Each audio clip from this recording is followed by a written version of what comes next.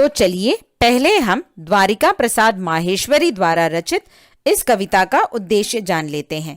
तो इस कविता का उद्देश्य है बच्चों को फूलों के माध्यम से एकता की सीख देना, बच्चों में अनेकता में एकता की भावना को जगाना, उनमें देशभक्ति की भावना को जगाना, समानता की भावना को बढ़ावा देना, बच्चों में नैतिक मूल्यों का विकास करना।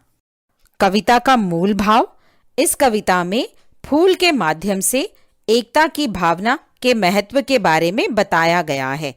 फूल अलग अलग रंग रूप और अलग अलग क्यारियों में होते हुए भी एक साथ एक सुंदर बगीचा बनाते हैं। उसी प्रकार मनुष्य किसी भी धर्म, जाति, रूप रंग के होने के बावजूद एक साथ मिलकर भारतवासी कहलाते हैं।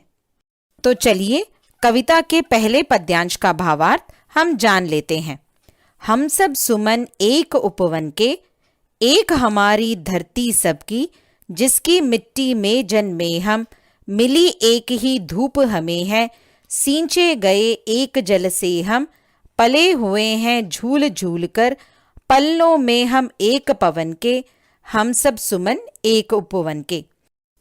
कवि ने फूलों के माध्यम से हम इंसानों को मिलजुल कर रहने की सीख दी है।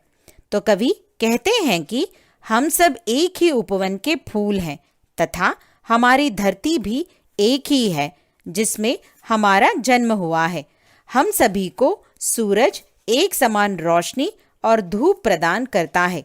नदी एक समान हमें अपना जल प्रदान करती है और एक ही हवा हमारा पालना झुलाती है। तो यहाँ यह बताया गया है कि फूलों के साथ धरती, सूरज, नदी और हवा किसी भी तरह का भेदभाव नहीं करते हैं। कविता की अगली पंक्तियों का भावार्थ। रंग रंग के रूप हमारे अलग अलग है क्यारी क्यारी, लेकिन हम सब से ही मिलकर है उपवन की शोभा सारी। एक हमारा माली, हम सब के रहते नीचे एक गगन के, हम सब सुमन एक उपवन के।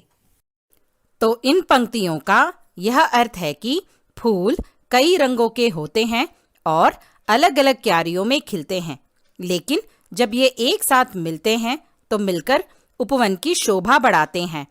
इन फूलों की रखवाली करने वाला माली भी एक है और ये मिलकर एक ही आकाश के नीचे रहते हैं।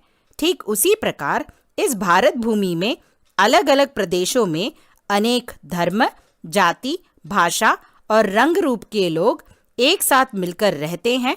यही अनेकता में एकता हमारे देश की विशेषता है।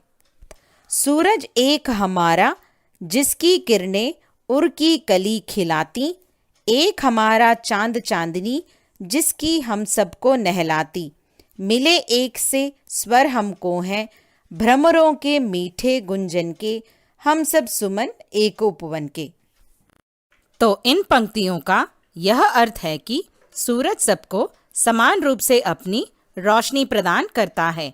सूरज की किरणें कलियों को विकसित करती हैं, उन्हें खिलाती हैं और फूलों का रूप प्रदान करती हैं। उसी प्रकार चंद्रमा भी सबको समान रूप से अपनी चांदनी प्रदान करता है।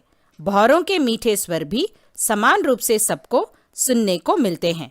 अर्थात सूरज, चांद और भौरें फूलों के साथ किसी भी प्रकार का भेदभाव नहीं करते। ठीक उसी प्रकार हमें भी आपसी भेदभाव नहीं करना चाहिए, क्योंकि हम सब सुमन एक उपवन के हैं। अर्थात हम सब भारतीय हैं और वही हमारी शक्ति है, पहचान है। कविता की अंतिम पंक्तियों का भावार्थ। कांटों में मिलकर हम सबने हंस हंस कर है जीना सीखा, एक सूत्र में बंधकर हमने हार गले का बनना सीखा, सबके लिए सुगंध हमारी, हम श्रृंगार धनी निर्धन के, हम सब सुमन एक उपवन के। तो इन पंक्तियों के द्वारा कवि यह कहते हैं कि फूलों ने कांटों जैसी मुसीबतों में भी हंस हंस कर जीना सीखा है। एकता के बंधन में बंधकर पराए भी अपने हो जाते हैं। सुमन सबको एक समान खुशबू देते हैं। वे धनी निर्धन सबको एक समान सजाते हैं। वे किसी के साथ भेदभाव नहीं करते हैं।